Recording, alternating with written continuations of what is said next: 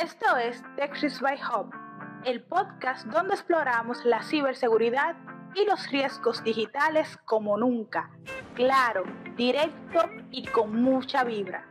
Hablamos con quienes realmente mueven las piezas en el tablero, quienes toman grandes decisiones y enfrentan el caos digital con estilo y cabeza fría.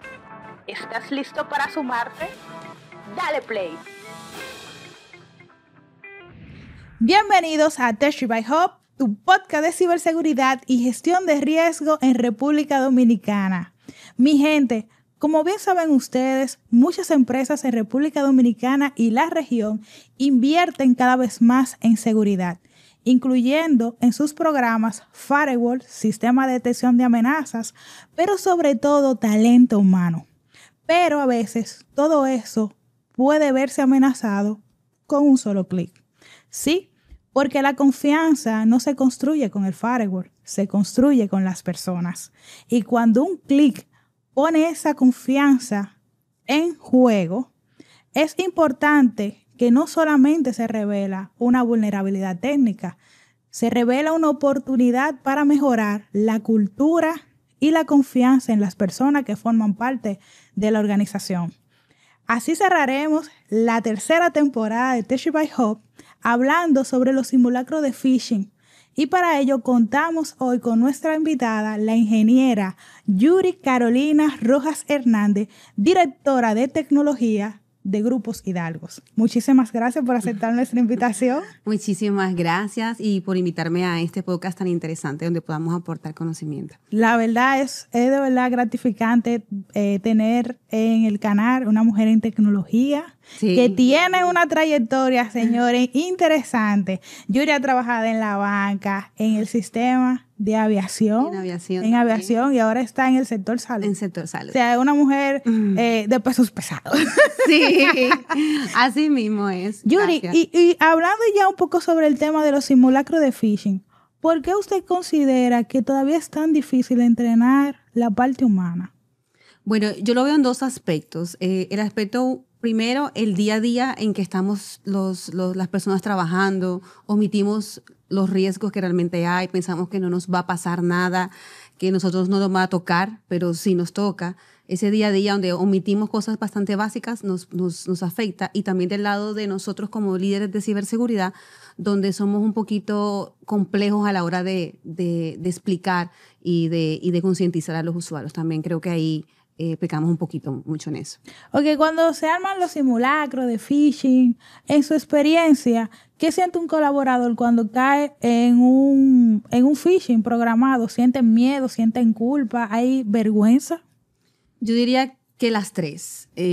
Hay miedo porque tú no sabes qué va a pasar al día siguiente después de que fuiste víctima.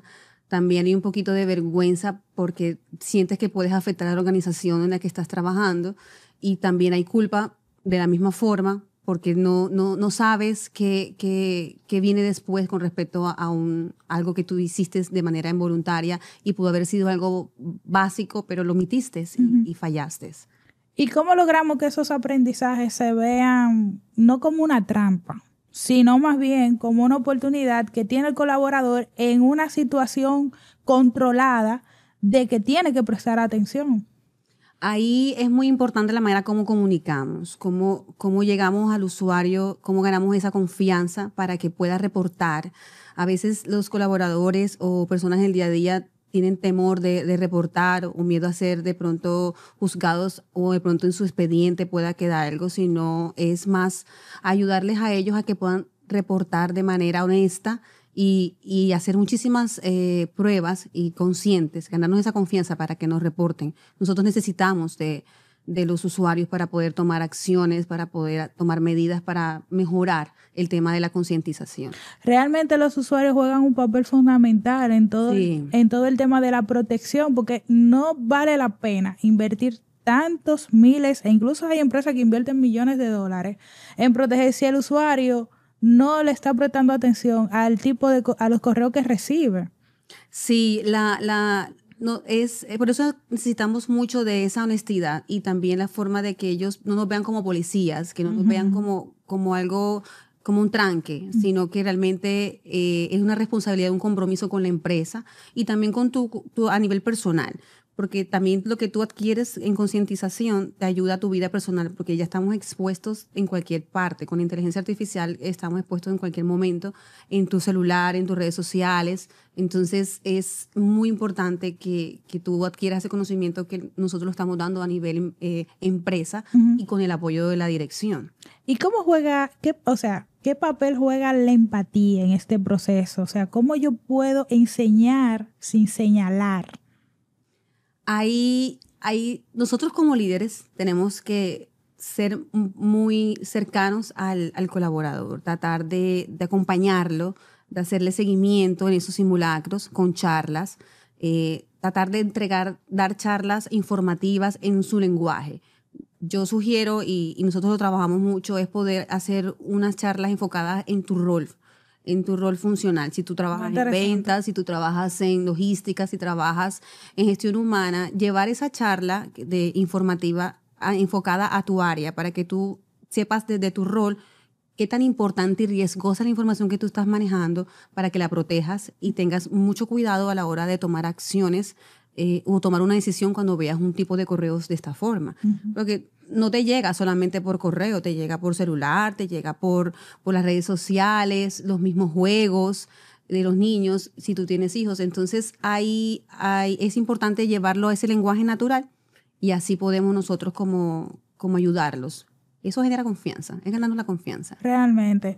Y apertura también, de que ellos puedan acercarse al departamento y notificar cualquier comportamiento sospechoso y no sentir... Sí, porque fuera de todo hay un protocolo que tú tienes que seguir cuando tú te encuentras ante una situación, ya sea un falso positivo o sea realmente un incidente real. Esos simulacros son ese escenario para que tú aprendas ese protocolo y de manera rutinaria, de tanto practicarlo, tú lo vas a poder hacer. Entonces, con ese tipo de apertura, y digamos que ya estamos en plena simulación, hay un porcentaje de usuarios significativo que ha ido cayendo. ¿Qué debe hacer la empresa con esos usuarios? Bueno, ahí en ese punto, normalmente cuando ya se acaba el ensayo de simulación, se manda un correo automático a los usuarios que fueron víctimas y se le hace un acompañamiento de manera respetuosa, porque no hay que juzgar, sino que simplemente uno llega y le dice, ok, te equivocaste, estos son los pasos que tú te saltaste, estas son las correcciones que tú debiste haber hecho, y después de eso pues le damos un curso, ya sea virtual, algún refuerzo de conceptos básicos para que lo tomen. Es muy importante que Gestión Humana nos apoye en este proceso. Eso iba a preguntar, ¿de qué tanto depende esa responsabilidad? ¿Totalmente de seguridad? No, porque es que al final ellos pueden decir que no, lo van a hacer el curso y ya. Y ahí perdemos todo el trabajo de toda esta concientización. Lo importante es que Gestión Humana nos apoye y ahí tenemos ese acompañamiento para que sea parte de ese compromiso y responsabilidad de su rol. Y ahí, con ese curso, ya en la próxima simulación evaluamos si de verdad los conceptos fueron aprendidos y las lecciones aprendidas. Y es muy importante que Gestión Humana esté ahí. O sea, es un trabajo como en conjunto. Excelente, excelente. Y usted ha mencionado mucho la posición de los líderes, con toda esta parte de estrategia, que ellos se involucren. Pero a veces, en organizaciones, hay muchos líderes que ven eso como una pérdida de tiempo, incluso se acostumbran y hacen comentarios como que, ay, es un simulacro como de seguridad, como preocúpate en seguir realizando tu trabajo y eso tú lo dejas para después. Pero, ¿cómo el responsable de la seguridad de una empresa puede convencer a la alta dirección de que esto es algo fundamental para prevenir incidentes que obviamente costarán millones de dólares? Eso se ve con los resultados en lo que tú hubieras perdido con un incidente real. ¿Cuánto tiempo tú pierdes de operación ante una sospecha de incidente? Porque es que ante una sospecha tú tienes que investigar, analizar y detectar que realmente es una sospecha.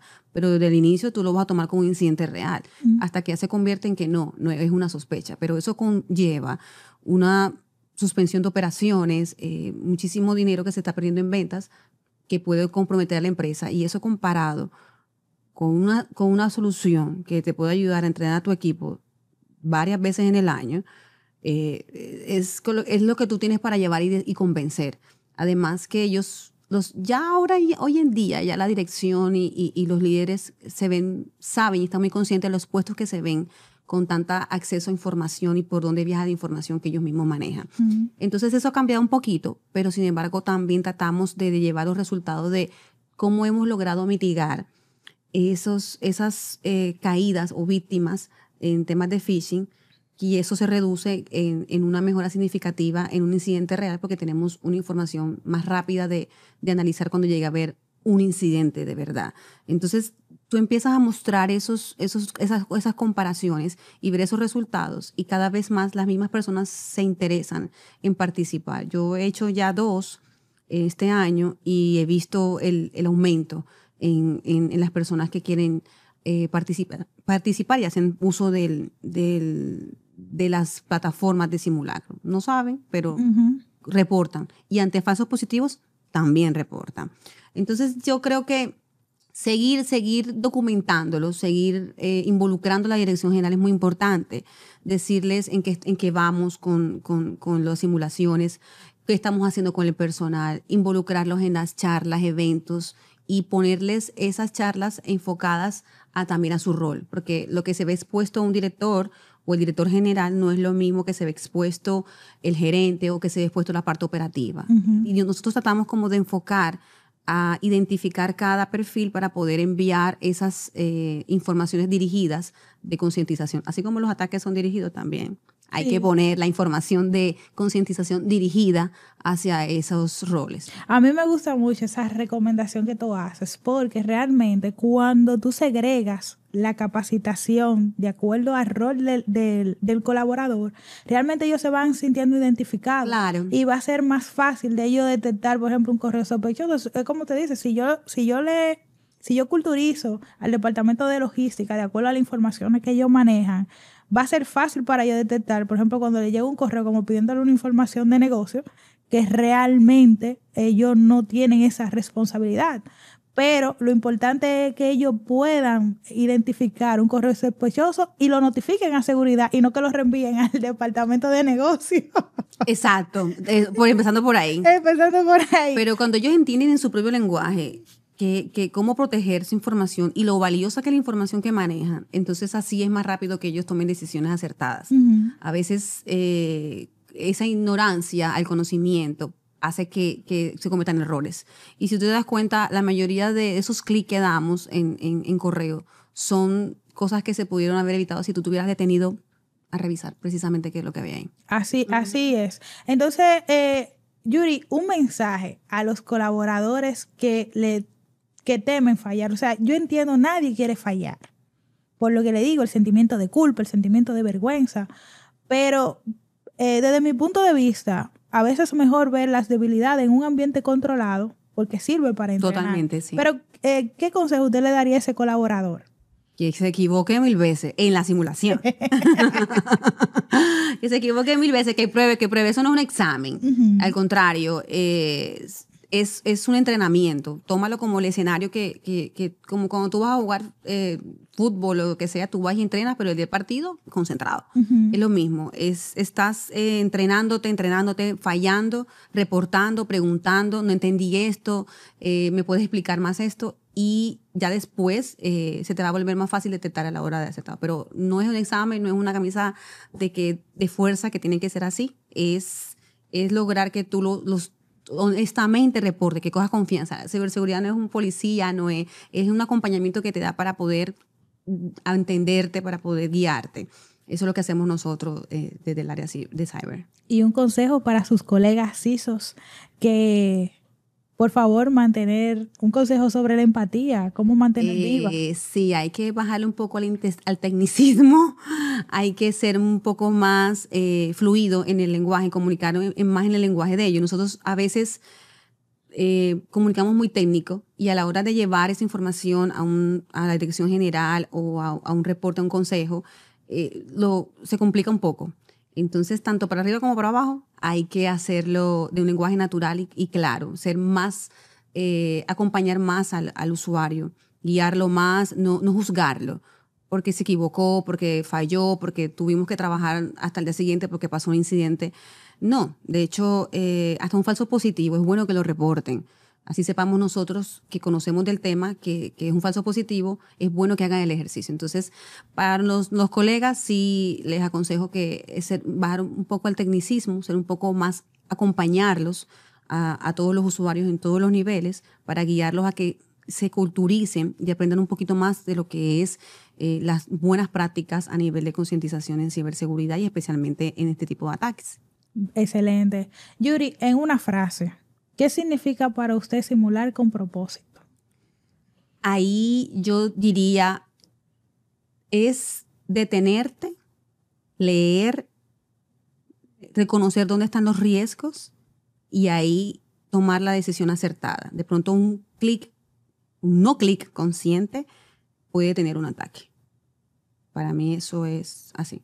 Yuri, muchísimas gracias. Muchísimas gracias por esta conversación realmente muy motivadora para el próximo año, que hemos visto que ya en los Vision Board están phishing más sofisticados, sí, cada vez más. Ya no es un tema de detectar errores de escritura. O sea, la AI está bastante sofisticada con la forma como están viendo los ataques. Realmente. Y quizás para muchos técnicos ven el tema de la educación como una de las últimas estrategias que se deben implementar en un programa de seguridad. Pero no, señores, realmente el usuario es el eslabón más clave y poderoso, no es el débil como... No, es el más importante, realmente por ahí entra todo. Exactamente, él entra todo, o sea, es lo que dicen incluso las noticias. Fíjese que hay noticias que dice, oye, tal empresa tenía en presupuesto tantos millones de dólares y un clic, adiós. Y el día a día, hay que ser conscientes y sobre todo... No esperar que a ti no te va a pasar. Uh-huh. No evites, tú estás impuesto al riesgo. No evitar que no te va a pasar porque te puede pasar. Todo no está pasando. En grandes empresas le está pasando. Así es. Uh-huh. Yuri, muchísimas gracias por esta conversación. Feliz Navidad, señores, que vinimos combinadas y nosotros no programamos esto. No fue nada programado. Estamos bastante combinadas. Estamos ya en época navideña. Y Yuri, antes de irte, una pregunta estrella que siempre le hago a todos mis invitados. Y de verdad me siento muy contenta de conocerte, de compartir contigo este espacio. Una mujer en tecnología, haciendo historia, señor. O sea, tu trayectoria es interesante por cada uno de los sectores que ha pasado. ¿Qué consejo tú le darías a la siguiente generación? A nivel de cyber. A nivel de cyber, tecnología, mujeres en tecnología. No, es arriesgarse. Arriesgarse lo que te guste. Realmente puede ser cyber, puede ser o cualquier otra. Lanzarte, arriesgarte, educarte, formarte, ser tú mismo. No, tú formas tu personalidad y esa personalidad la transmites y tu información la transmite y tu conocimiento lo transmites siendo tú. Entonces, siempre seguir persiguiendo esos sueños, arriesgándose, levantándose, subiéndote. Yo estuve expuesta a muchísimos sectores que no conocía. Tomar el riesgo es muy importante, aprender en el camino es súper importante. Y bueno, yo siempre voy a apoyar a la mujer. Y la preparación. Sí, muy importante. Hay que preguntar. Si no sabes, vuelve y pregunta, y eso te va formando ese carácter y ese conocimiento que luego tú transmites a los demás. Excelente. Yuri, muchísimas gracias. Señores, continuamos con más de Tech by Hub, tu podcast de ciberseguridad. Yuri Rojas estuvo en este canal. Hasta la próxima.